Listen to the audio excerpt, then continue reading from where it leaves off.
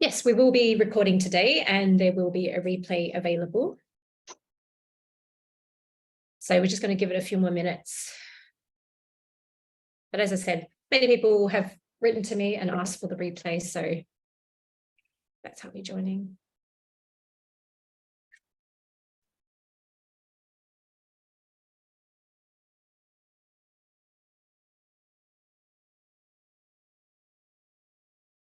Oops.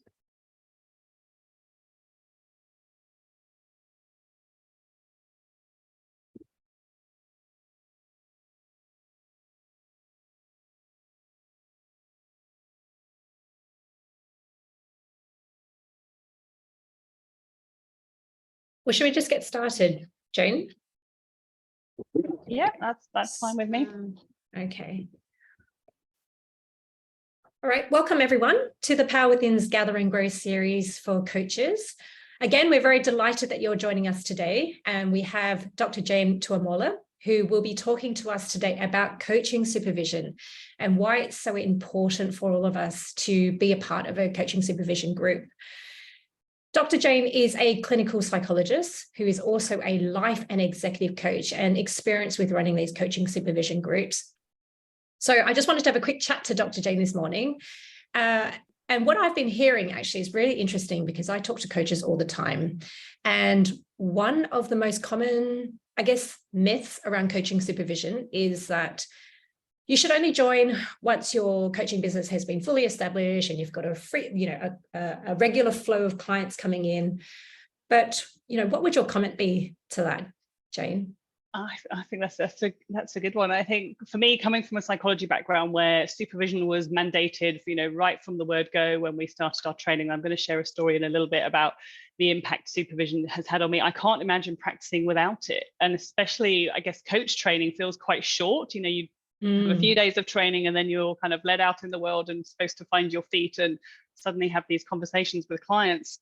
And I think that to me is almost the key time to have it when we often come out with, well, it worked fine on the course, but now what do I do in real life? And there's a lot of anxiety around that, or a lot of questions around, can I really do it? Or, maybe if I just wait a few months when I'm ready and then I'll start. And I think supervision is one of those things that really helps with that process and helps with your development as a coach, helps you think, well, who do I want to be as a coach? Whether it's sort of practical in terms of your coaching niche or how to get started, but also more, I guess, getting psychologically ready to be a coach and grow that confidence. So for me, it's sort of, it seems key to do right from the word go, but I will share a little bit more about some of those thoughts later. Well, thank you. And we are so delighted to have you agree to run a program, especially for the TPW network and for the coaches, because we are all about supporting coaches' growth and development as well. And so I'm going to hand it over to you now, but if anyone's got any questions at all throughout the session, please pop it into the chat box. We will also be running a very short Q&A at the end, but I'd like to see now if you'd like to share your screen now, Jane. I'm just going to stop sharing now.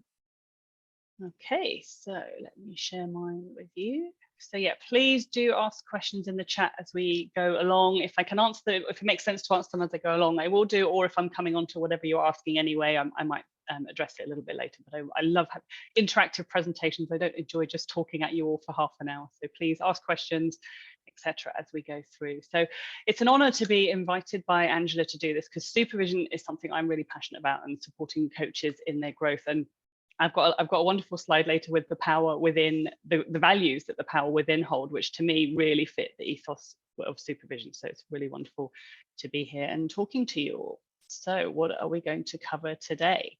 So I guess, some of you might be in very different places. Some of you might be having supervision regularly and just be interested in TPW's offering of this group supervision. Some of you may never have had supervision and go, what on earth is it? So I understand you might be in very different places with your existing knowledge and experience of supervision. So hopefully there'll be a little bit for everybody. So I'm going to talk a little bit about what coaching supervision is and what it isn't, because there are a lot of myths around what it is. And understand, I guess, primarily, how is it going to help you as a coach? Why is it useful to do supervision as a coach? So what are the benefits? But particularly, because this is a group supervision program, what are the benefits of group supervision particularly? Because a lot of what I'm sharing at the start of today is applicable, whether it's individual, group, peer supervision, but we will specifically cover some of the benefits of group supervision.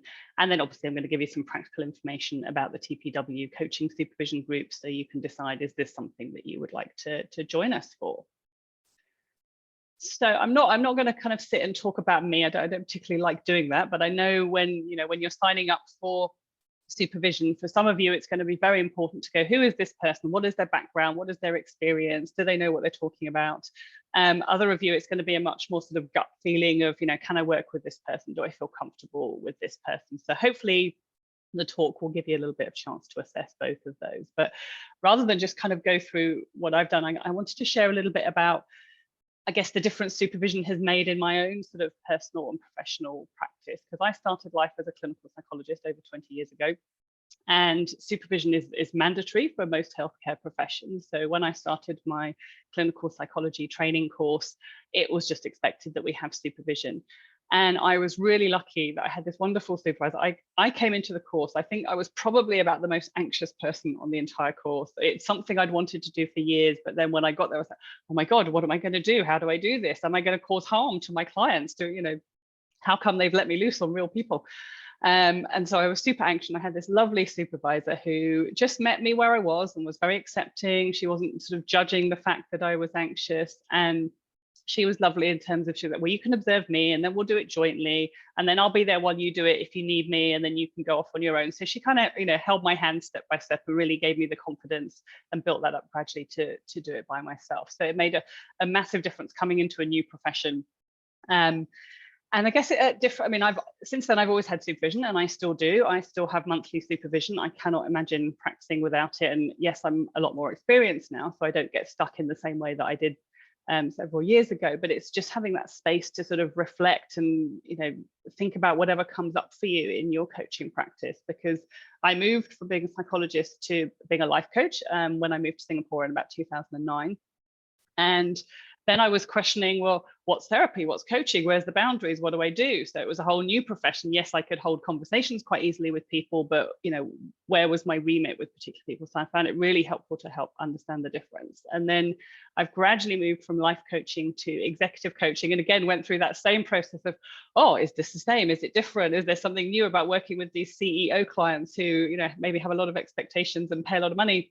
That sort of triggered some of my anxiety again about, am I good enough? So supervision has been such a helpful process in that, and I'll share some stories a little bit later on about exactly how. So but I think one of the things I found quite surprising coming to the coaching profession is that supervision wasn't even mentioned. Mentor coaching, so for those of you who are involved with the International Coaching Federation, or ICF for short, know that mentor coaching is a mandated part of training. So you have both group mentor coaching and individual mentor coaching, which is where you listen to a recording of one of your sessions and you look at, are you meeting the core competencies? Are you going to pass the different levels, the ACC and PCC coaching, which was super useful. I found that incredibly useful, but supervision wasn't mentioned. And for me, I guess mentor coaching is much more about coaching the what, what's happening in the conversation. What am I talking about? Am I, meeting the criteria? But for me, supervision is much more about the who are you as a coach? Maybe there's reasons that are getting in the way from, maintaining presence with your clients, or, the same anxiety or the thoughts of, am I good enough? That imposter syndrome that I think we can all relate to. That can often get in the way of being able to do the what of coaching. So for me, I found that quite strange that they were separated, that mentor coaching and supervision are two separate things in ICF. So I think both are important, but I think that I want to share a little bit more. So for those of you who aren't don't know so much about what supervision is, hopefully this talk will help understand a little bit of those differences and how it can be helpful for you. But like I said, I don't want to just talk at you, so I'd love to know who is in the room. So I will just open the chat so I can see the chat. I'd love it if you could type in the chat box, what kind of coaching do you do? And if you are accredited, if you're ICF or EMCC or anything else, just to get a sense, because then I can pick particular examples as I'm sharing that might fit with where you guys work. Okay, clarity and leadership coaching. Thank you, Angela. Who else? Where do you guys work? Self-leadership and career coaching. Thanks, Layla.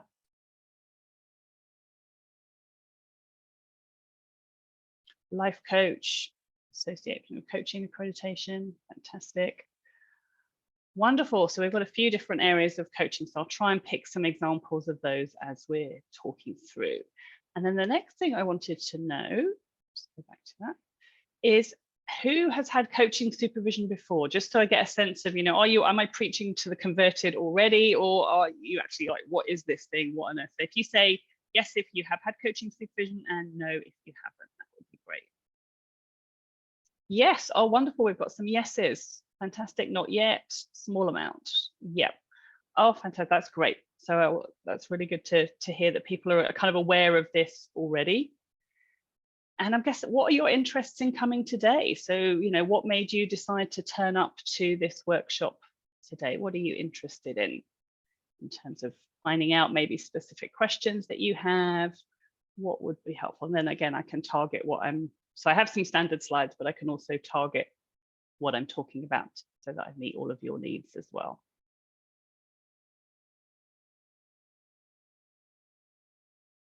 Wonderful, got some great things. How to improve strength of the coach. Absolutely, that's very much what supervision does. Curiosity, yep.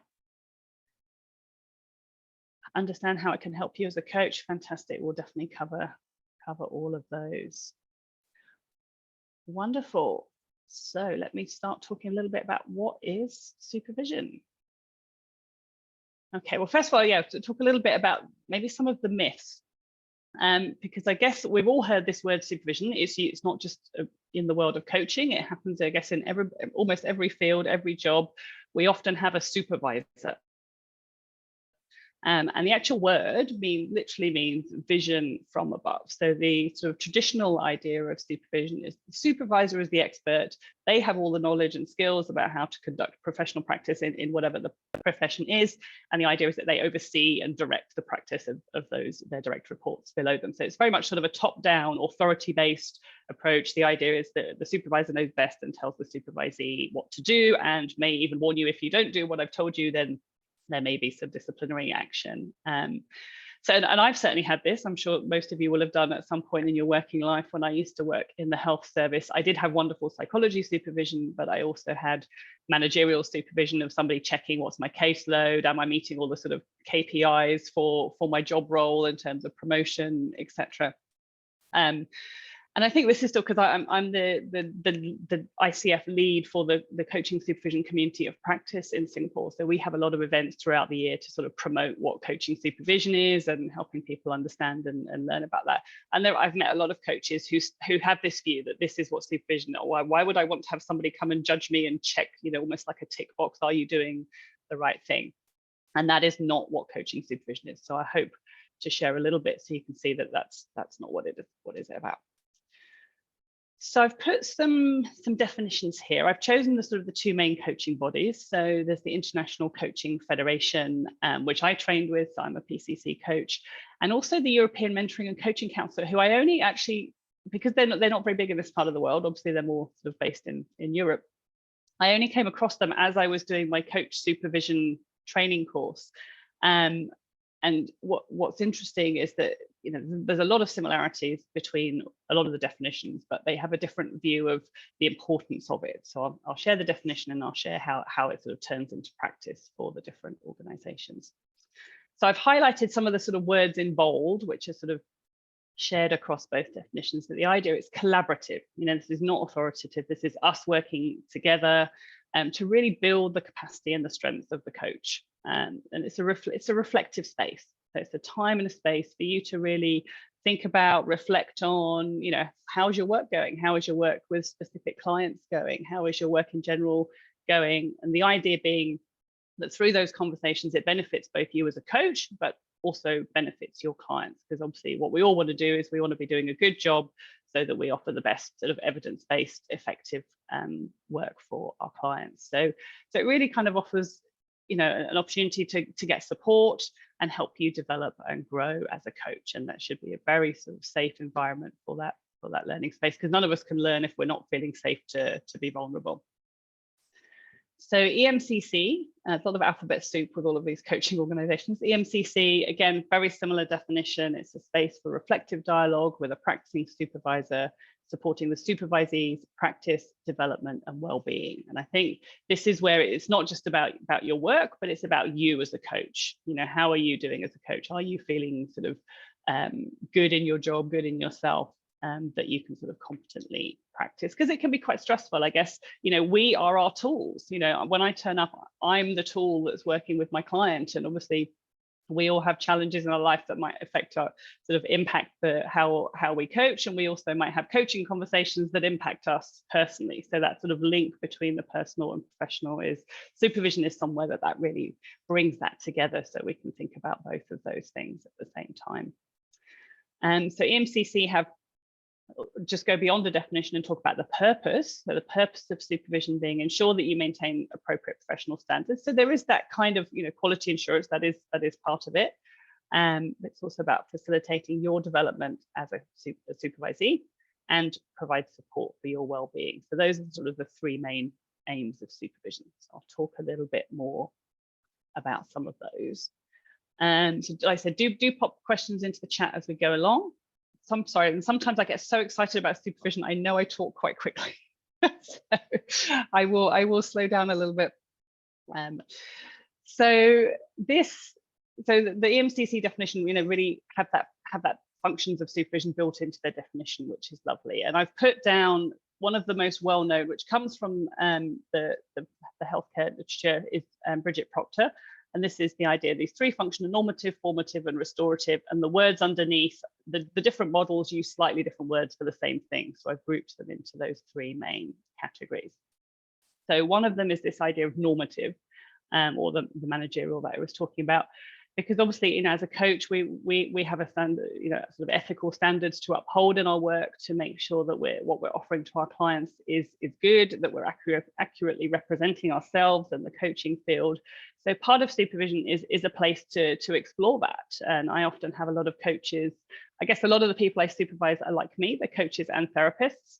And just because you can do both doesn't mean that it's okay to just switch from, well, you know, we did have a coaching contract, but now the client's becoming depressed, or I'm just going to switch into therapy without any thought about that, or vice versa. So I guess it's really important to think, you know, what ethical dilemmas. There's quite a lot of ethical dilemmas that we come across in our work. I guess often, particularly for internal coaches, you know, the people that you're coaching within your organization, you might also have multiple roles with them. You might come across them in the canteen or, you know, work meetings. I'm an external coach, so that's a slightly different setup. I don't have any other relationships with the people that I coach, but some of those can be quite challenging to manage. You know, what do I do in this situation? How do I maintain confidentiality? What if somebody I'm coaching, their manager stops me in the corridor and says, "Oh, how's the coaching going?" You know, just a bit of a throwaway question. How do I answer that? How do I answer that ethically and, you know, still uphold the contract that I've made with the client or with the multi-parties that are involved in that? So it can be a place to sort of really check, you know, am I offering coaching?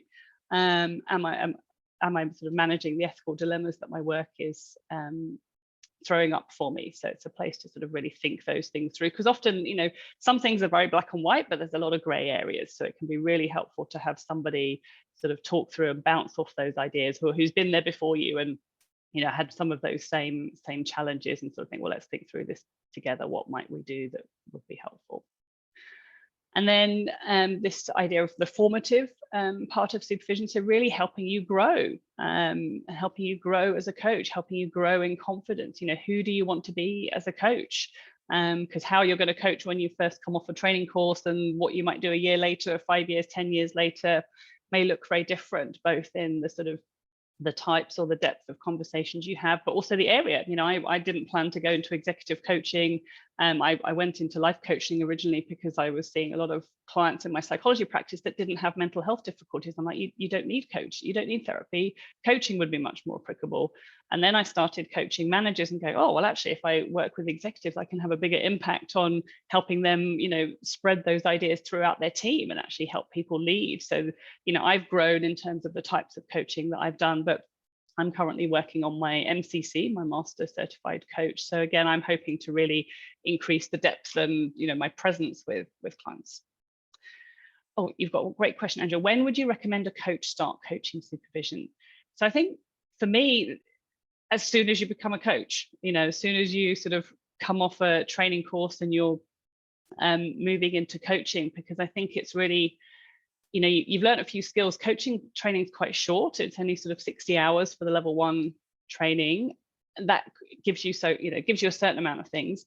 But it also, I think what supervision does, because people normally come into coaching having had lots of other, you know, wonderful professional experience in all sorts of different areas that they want to sort of use in their coaching. You know, it's like, well, I've, you know, I've been a leader in companies and now I want to help other leaders. Or so what supervision does is it really helps you sort of see how you can put all of your experience together. Yes, you've only done a small amount of training, but you have a wealth of experience that you're bringing with you to the coaching process. So that can often help combat that anxiety of, am I good enough? It's like, well, let's look at all the skills and qualities and resources you have that you're bringing into your coaching, can help you feel more confident. So it's a real place to sort of make those theory practice links and translate from, this is what I learned in my coaching course, this is my previous experience, right, this is what I'm now going to do in my business. So for me, it's sort of a, you know, start from the get-go would be my recommendation to people, because it's just such a wonderful space to just help you think. And the frequency might change. I guess that's, you know, when you first come off a coach training course, you might have more regular supervision. As you become sort of more experienced and more confident, you might only dip in and out as you need. So the frequency can change over time. And I've also changed supervisors over time. Sometimes I've chosen a supervisor from, you know, they work in the same model as me, so they help me really understand the model that I was using and how to do that. Or I've picked somebody, I'm working with somebody at the moment who I've picked because she does creative supervision, which for me is a massive sort of out of my comfort zone, and we're kind of using art and drawing and things in supervision to sort of help me with a different aspect of my work. So it can change over time, the frequency who you have supervision with, but for me it's sort of part of your lifelong journey as a coach. So that's the kind of formative, really helping you grow in your skills, so that, you know, obviously that helps you and you're confident. And when you're confident, you're going to be a better coach. And obviously, you know, it's about providing the best service for your clients, so that they, you know, actually make the changes that they want to see in their lives. And then the third main function is what's called restorative. So this is all of my colleagues that came up with this idea of a shower. And I just like to say, you know, sort of like washes off the impact of your work, because, you know, sometimes we all take our work home with us. I'll give you an example. So when I first started executive coaching a couple of years ago, one of my first clients was the CEO, and I was super anxious about, oh my God, this is going to be somehow massively different to my previous work. Am I going to be good enough? And where I went rent rooms, the reception isn't staffed until 9 o'clock in the morning, and I always met him early at 8 o'clock in the morning. And the first time he came in and just like hammering on the bell that's at the reception. I had told him there won't be anybody there, just come and take a seat, I'll come and find you. And he just came in, and I was a bit like, oh, okay. And I hadn't realized the impact until I saw the next week when I saw him. I ended up having a really bad dream the night before the session, was really anxious. Oh my God, maybe he's going to be coming across really aggressive. Because that was the issue he was bringing to coaching, that he was anxious and yet coming across as aggressive to some of his staff.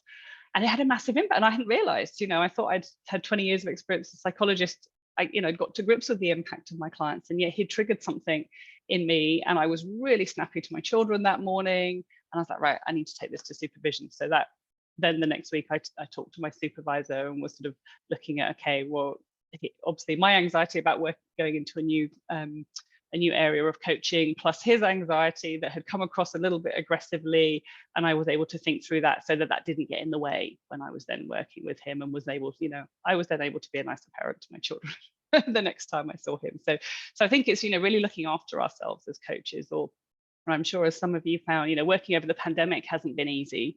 You know, some of the challenges that people faced were unprecedented, and, you know, us going through the pandemic at the same time as supporting clients through the pandemic, I found that a challenge. And so, you know, needed supervision to just sort of offload and go, I'm finding this really tough, you know, just normalizing that process of the impact of our work. So I just noticed there's a question in the chat. Should you join a coaching supervision group with other coaches who coach the same clientele or in the same type of coaching? I'll come back to Kara, because that's a great question. I will come back to that when I'm talking about groups in particular, because that's a really good question. So hopefully, you know, supervision touches on all those aspects, and the balance may be different at different points. So often I think the most common scenario that people bring to supervision is I'm stuck with this client. So it's very client focused. We talk about client, but as a supervisor, I'm always listening. Well, how are you doing? You know, how are you doing in this? Maybe once I've got to know somebody over a few sessions, oh, I notice you're seeming really tired, or you're seeming really, you know, not engaged when you're talking about this client. You know, what's going on for you here? So you build up a relationship with your supervisee. So sometimes I will very much bring, okay, I'm struggling with the impact of coaching, but sometimes your supervisor is the one who might say, you know, is that something that, you know, obviously we always partner with our supervisees the way we partner with our coaches, but as a supervisor, I'm mindful, you know, how is this person doing? Do I just need to sort of check in on that sort of restorative function? So I'm sort of keeping in mind, oh, that sounds a bit like that might be an ethical dilemma there. Could we just have a look at that? So that's sort of, you know, the supervisee has part of a role in terms of what they bring to supervision, but also the supervisor is looking at, you know, how are things going. And there's this wonderful book that I've put the reference on these slides when I send out, called Coaching Supervision. So I don't know if you can see that, a practical guide for supervisees, which is brilliant in helping you understand what supervision is, how to prepare to supervision, you know, what's your part in the process, because it's very much collaborative. So just another question. You mentioned how you supervised, how I swap supervisors. I guess I've had the same supervisor for the last 10 years. So she's my primary supervisor. She's a wonderful, wonderful person who I'm now a colleague with, and I actually train in her organization. And she's just super wise. But sometimes, like, well, there's something, I had a specific focus, because in the last year, what I've done is moved from generally working for other people to kind of building up my own business. And I wanted to sort of, you know, think about that in a creative way. So I've sort of set up a contract with her for a year to sort of see where that takes me. So often I've had, and I always have, I have individual and I have group supervision. So I have both regularly. So I think sometimes it's sort of, have I got as far as I can with this person? Do I need something different? Do I just want a different influence or different sort of head to look at things? I'm now just starting, for example, doing team coaching. So I'm, as part of doing the training course, I'm going to have a different supervisor who will help me specifically with that. So I guess it depends on what your learning needs are. So it might be you want somebody in the same area or the same model, or just have a change. So yeah, or stay with the same person. So again, as long as they're meeting your needs as a supervisee, I think that's the most important thing. Okay. So what is it? So just say I adopted 2 cats last week. So I've got, my cat is just joining me on my desk. So if you see a tail walking past, apologies. She might even walk on the computer. So coaching supervision is kind of a mix of everything. So a lot of supervision looks exactly the same as coaching. You know, we're asking our supervision clients, you know, where do they want to be? What kind of coach do they want to be? What do they want out of our session today? So a lot of it doesn't look any different. So the skills are very, very similar, but there are going to be times where we maybe take more of a mentoring role. So obviously I've been a coach for a very long time. So there might be things from, you know, that the benefit of my experience that I can help my supervisee with. So I might share some stories or things that are helpful. It might even be some training. So I often supervise. The approach that I use is the solution-focused approach. So I do coach training and mentor coaching and supervision. And sometimes people are like, well, they actually want training. Well, how do I use this model in this way? Or how do I set up a coaching agreement in a solution-focused way? Or how might I sort of evoke awareness using these kind of questions? Because some of the solution-focused approach doesn't map on identity, you know, to the ICF core competencies. And then there's a bit of a, oh, how does that work? So sometimes I do some specific training, I give information. So it's kind of a blend of all of those things. But I guess I'm interested in also what your thoughts are to make this a little bit interactive. So another question in the chat. Okay, wonderful. Thanks, Chris. For that, because it sounds like quite a few of you had supervision already. What have you noticed gets better when supervision goes well? Or what do you imagine, if you haven't had much of it very much at the moment, what do you think might get better when supervision goes well? And who would notice when supervision goes well? So really interested if you're able to pop some ideas in the chat, see what you guys think before I share.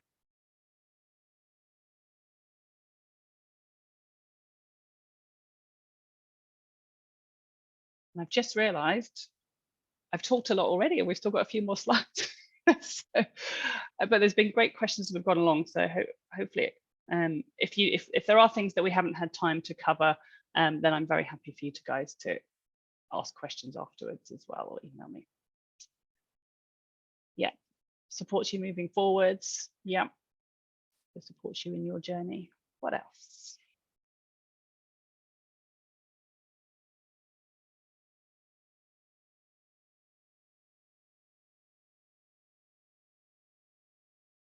Or maybe just for the interest of time, keep typing. I will come back to what you've written, but I might just carry on. Yeah, clarity and direction in terms of being a better coach. Absolutely. Current clients or generally. Yeah, absolutely.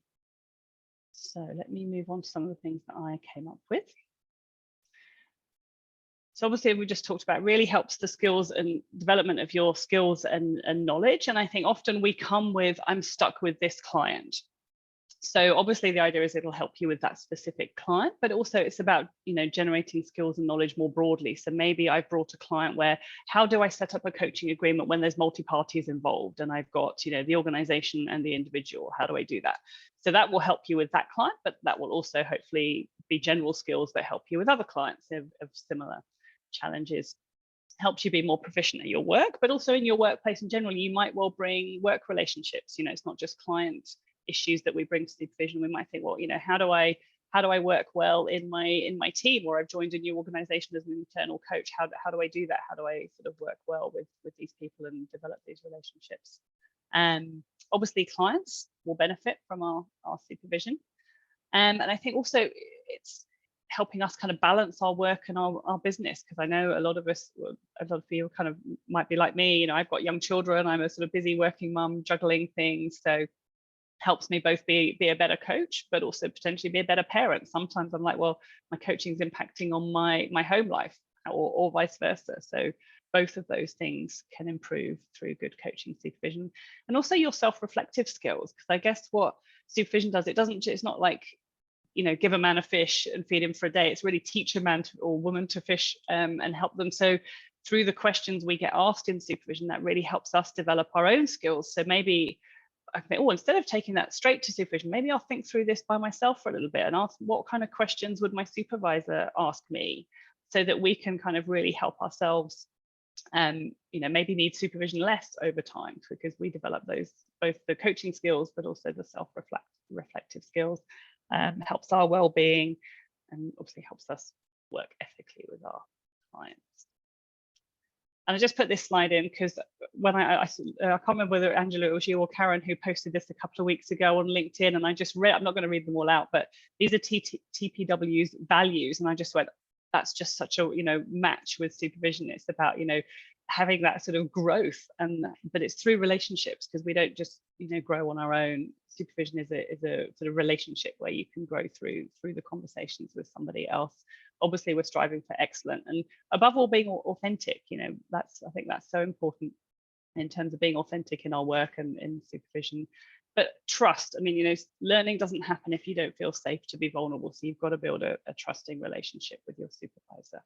So I've just noticed. Okay.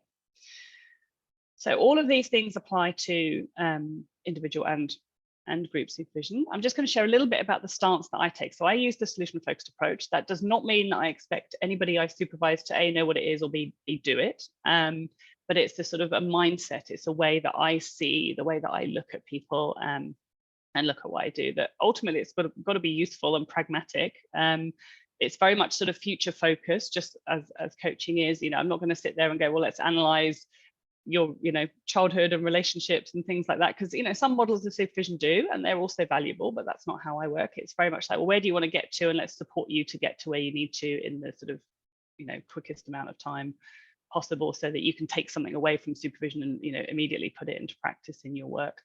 It's very much tentative. I'm not right. There's not one truth or one way of seeing things. I might have ideas, you might have ideas. Let's explore those together. Both of those are really valued. And ultimately, it's about, that sense of real, genuine curiosity and respect for my supervision client. You're the expert with your client. This client, your work setting better than I do. So let's sort of think through this together and really draw on your strengths. And I think just, it's kind of worth saying some of these things, when I say them, they sound really obvious, but not all supervisors are like this. I do a lot of supervision in Singapore of groups. And I had this really interesting interview process last year where I had the normal interview, and then they were like, well, we want you to do a trial supervision session. So I was like, great, very happy to to come and do a morning with you. And one of the things that they said at the end of it is like, well, I like your questions. I don't walk out of supervision feeling demoralized and, a bit hopeless and overwhelmed because I've got 100 things on my to-do list that I didn't done and I should have done. I feel good about myself. And I think that really much starts from the belief that I go into supervision with, that, you guys want to do your job well. You want to be proud of that. You want to be helpful. And you want people to treat you with respect and, recognize your resources and where you are. It's not me coming in as the guru saying, well, I know all of this, you need to do that. But it's, you have so much strengths and resources already. And it's my job to sort of help you draw on those. And often that's enough to take you forward. And then obviously I can share things if I need to on top of that. But you've got your wealth and experience to bring. So it's more the same. So I want to make sure we talk about groups. I love doing group supervision. I first started supervising in 2011, doing groups. So, and it was one of those, I'd been supervising individuals for years, and then somebody asked me to do a group, and I was like, that sounds great, but oh my goodness, how is this going to be? So I wrote a chapter about it, and I will share that with all of you in the book called Solution Focused Practice in Asia, where I sort of reflect on my journey as a group supervisor. So obviously that was 10 years ago, but I think group supervision is often sort of, people kind of say, well, it saves you money. Obviously as an individual coach, if you're paying for it, it's going to be cheaper. Or an organization often go, well, can you come and supervise a group of my staff, group of my coaches, because it's going to be cheaper for us. And I think, yes, it is, but there's so much beyond that there's so much. And I've put the magic, there's a wonderful chapter in one of the coaching supervision voices from the Americas book, have got a chapter called The Magic of Group Supervision. And I think that's, it's like the sum is greater than the parts.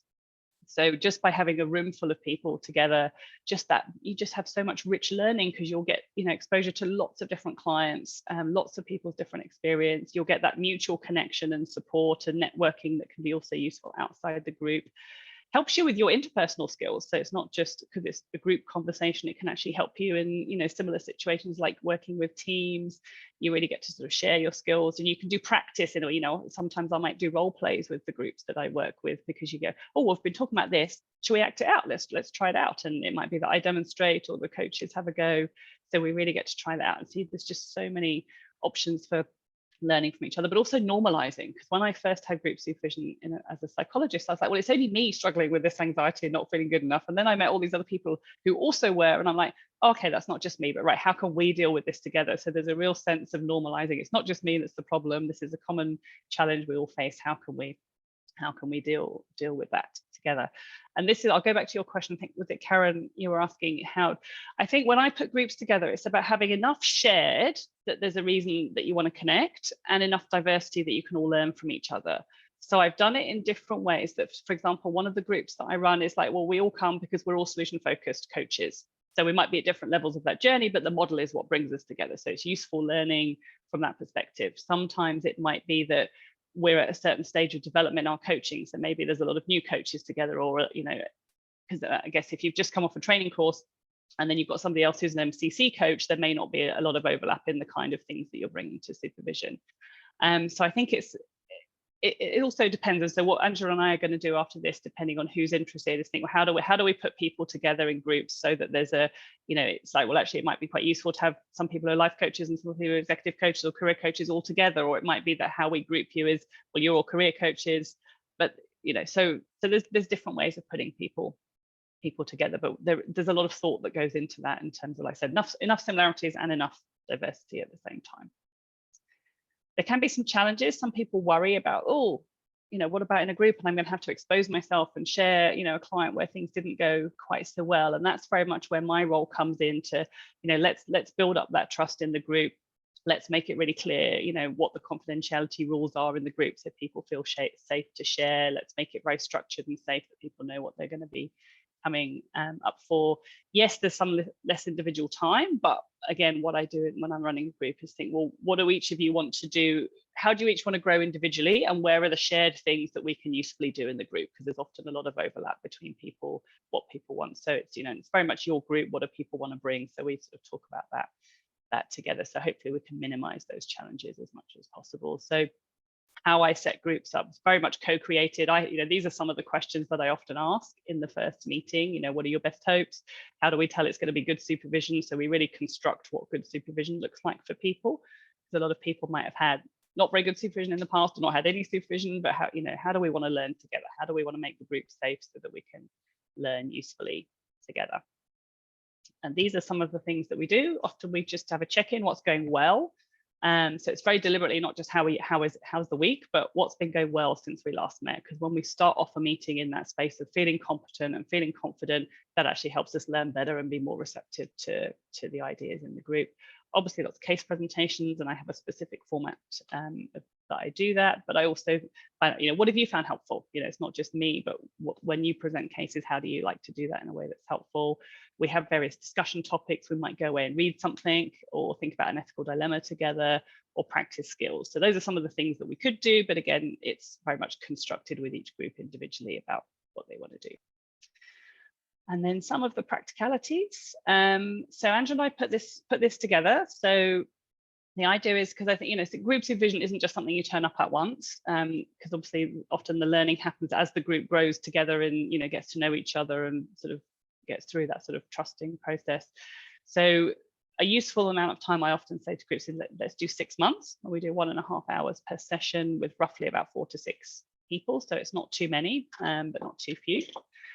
Because I have young children, I don't work evenings and weekends. So all of the groups I'm working with at the moment tend to prefer first thing in the morning or lunchtime. So those are the sort of times that we've offered. And to make it easy for everybody's diaries, we've picked like let's always do the third Monday of the month, or those are the ones that I can do at the moment. But if you're interested, but you can't do those specific times, we can put together other groups. For example, I'm away the whole of July, but in August, I've got more space to start more groups on different days of the week. So don't let the dates and times put you off. We can kind of, be very flexible and try and include everybody who's interested. We thought it'd be nice to have at least one of the meetings in person. So I rent an office space in Anderson Road. And then we can, as a group, decide, do people want to continue in person or meet online, depending on what schedules are. So I've done both, and both are really equally valuable. And the price for this is a special offer with TPW. So this is cheaper than it would normally be to sign up to a supervision group. For the 6 months, it's $1,200. That works out $200 per session. Sorry, I ended up talking a lot longer than I expected. We've only got a couple of minutes left, but thank you for asking questions as we've gone along. And you will get this presentation. So I'm very happy for any of you to contact me by email if you've got follow-up questions. Do connect with me on LinkedIn, or you can also ask Angela as well. Like I said, we've got some groups set up, but we've also got the flexibility of meeting your needs and when works for all of you.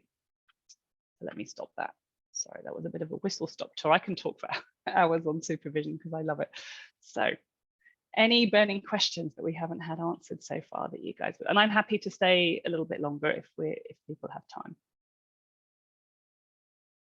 Karen. Yeah, thank you so much for that. I think even though I've had group supervision, it was still really interesting to understand that, because I think the supervision I had was more within the certification I was doing, and then a little bit after.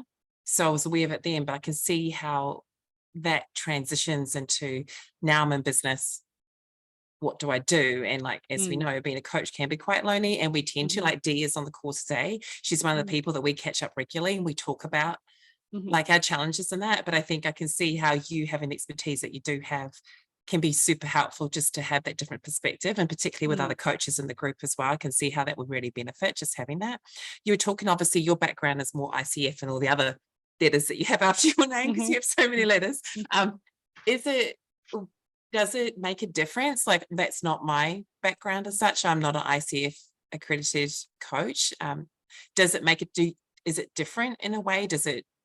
I'm more towards the association of coaching, and that I imagine overall it's coaching. Does that make a difference if that's what you're sort of following? You talked about solution based. I'm just interested. I guess there's so much overlap between all the different coaching bodies. There's also some, the ICF has its own code of ethics, and all the other coaching bodies sign up to the global code of ethics, and there's minute differences, but in practice, it doesn't make a huge amount of difference. Because effectively, you're there to help and serve and support people. Yeah, exactly. But it might be that there's things like that, and I guess that's where supervision can come up and go, well, actually, what I've learned from my framework is this, and I might see it slightly differently. So there's that opportunity to kind of touch base, or go, oh yes, we all see it the same way, or we all see it differences. Because often, sometimes you don't know until you have those conversations where the similarities and where the differences are. But there's no expectation that you should have a specific certification, or be registered with a specific body to find group supervision useful, or to join these group supervision these supervision groups.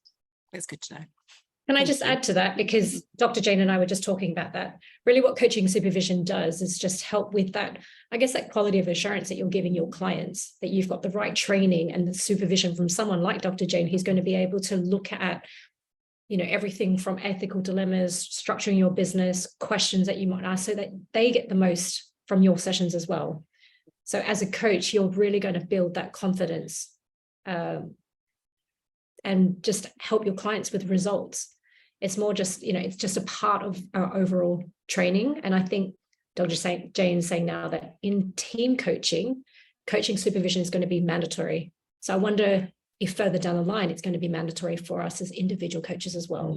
It'd be interesting to see what the developments will. Because the ICF are bringing out coaching supervision, because they've got the core competencies for coaches, but they're bringing out supervision competencies for supervisors later this year. So it seems to be more on their radar. But I think that's often some of the conversations we might have in the group is, well, how does being an ICF member help you in your business? Does it, would it be useful to go for this accreditation or that accreditation? Or if I've got this one, do I need another one? Well, probably not. The only reason I did EMCC coaching certification is because they're the only one ICF don't certify supervisors, whereas EMCC do. So I've now signed up as an EMCC senior practitioner because I wanted to get the coaching supervision qualification, because that's important to me, that people know that I'm somebody who I still value learning and growth and want to keep my supervision skills up to date. But it's not the same for everybody. It's not useful for everybody. Do I want to pay lots of money per year to have 5 different coaching bodies? Probably not. But those are the kind of conversations we might have in terms of, well, how does it help you in your journey? I just have one more question, if you don't mind. Sorry, Layla. You come in. The in between, so it's a monthly, like a 6-monthly course or program, sorry, and then in between you mentioned sort of readings and that, because I was thinking in the middle, I'll be like, oh my gosh, I've got this burning question that I really need supervision for. What happens in that? Is it like you have to hold on to that until that, or is there like a WhatsApp group, or is there some way that you can bring that to the forefront before that next meetup? That's a really interesting question, because I guess how I've set up, so certainly with all my individual supervisors, it hasn't actually come up, because most people that I supervise in groups also have individual, and so when I'm an individual supervisor, I have it built in my contract. If there's an emergency, especially an ethical issue, please don't wait for our next supervision. Please contact me, and I'll have a short conversation with you, and then we'll decide, do we need to bring that meeting forward or not? Obviously, with a group, you can't do that. You can't say, let's bring 5 people's diaries forward. So I guess the expectation is that you would hold on to things between sessions. But what we might do is reflect on, well, how did you do that? What support did you seek? If you did need support, where did you get that? Where else do you get support from in addition to supervision? Yeah, of course. And I was thinking after the 6 months, wouldn't it? You'd want to have something as what are you going to do now, and how you... and obviously, if people find the group helpful and want to continue, then we can continue. We can do rolling. Some groups I've started with a initial contract of a certain number of sessions, and then we've just had it, let's do it ongoing, or let's do another 6 months. So I'm definitely open to carry on. I don't want to just do 6 months and stop, because that doesn't help you. But I can also support you guys to set up your own peer supervision group. So some people go, well, I don't necessarily want to keep paying for this, but I do value the network. So I can help people structure, well, how do you support each other afterwards, and how do you do that in an ethical way? Because there are certain things that's different when you have a supervisor-led group or a peer-led group. So that's certainly something we can talk about. Thank you. Layla, sorry, you've got your hand up as well. Yeah, thank you very much, Dr. Jane and Angela. It's very insightful, and I really believe on the importance of supervision and continuous learning for coaches. So for now, I have done the same certification than Karin, and it's a very powerful community. So for now, what we are still like connecting with each other and helping and exchanging with each other. But at the same time, I could be very interested on your supervision. My question is regarding the, are the dates fixed, or is it flexible? So we put some dates just so that there's a structure and a framework. So it will be 6 monthly, an hour-and-a-half meetings, and the morning and the sort of lunchtime slots of the day. But if you're like, well, I really want to do this, but I can't do Mondays in starting in May, Absolutely. Once we've got enough people interested to set this, I need to have at least 4 people to make it worthwhile to run the group, for, you know, both from my benefit, but also primarily from yours, because if you only have 2 people, it's not going to be as rich a learning environment. So, you know, please let Angela know, yes, I'm interested, but I can't do this date, because then what I can do is sort of, you know, do doodle polls, or, you know, email a certain group of people and go, right, when works for you all? So, you know, I've certainly got flexibility, because I'm writing 2 books at the moment. I've actually got quite a lot of time set aside for writing, but it also means I'm quite flexible with my diaries, and I love supervision, so that's something I've always got time for. And just to add to that, Layla, we will be taking that break July, August time, when most people are away. So if you're heading back to Europe, or people are traveling during that time, there will be a break during that time, and then we'll continue again. I think it's September. So the dates are still flexible. We just wanted to put in just a rough structure so people can see how the supervision groups will be run. Okay. Yeah. Right. Okay. Yeah. I mean, it's hugely powerful, because I mean, I'm not sure, everybody has their own, I guess, different coaching supervisions. For me, it was a case where I brought in a real life client case. I was feeling very, you know, very unsure about what the next steps were, to your point, Karen, and I needed almost like an emergency coaching supervision session with my coaching supervisor at that time, just to sort of work out what were the next steps. And it's about, you know, we talk about this in Karen during our Coach Connection circles, about maintaining that boundary sometimes with clients. So, you know, having that supervision call really helped me to be able to go, okay, how am I going to contract or talk about how our coaching agreement is and the relationship is with that coaching client moving forward? Yeah. Yeah. And, you know, I do see it very, very different from just having peer-to-peer coaching, where we're just being coached, ask questions. Coaching supervision is like, literally, what do I do here? Help me. What's the best way? And the group is hugely beneficial, so that we can all talk about, well, I've seen it done like this, and maybe there's some suggestions, and just hearing the different questions and the dilemmas, because we never know, we might get that down the track as well.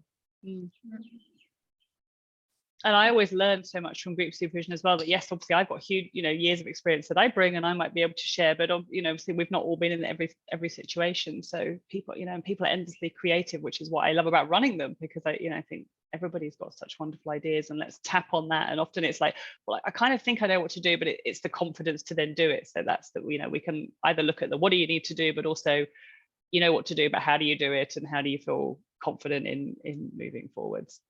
Because a lot of it's about, you know, developing your confidence, so that you don't have those moments between supervision where you're like, what do I do now? But it's like, oh yeah, okay, let me sit and think, right, okay, I remember in last week's group supervision we talked about this, right, what could I use from that might be helpful here? So it really skills you up in your reflective skills as well.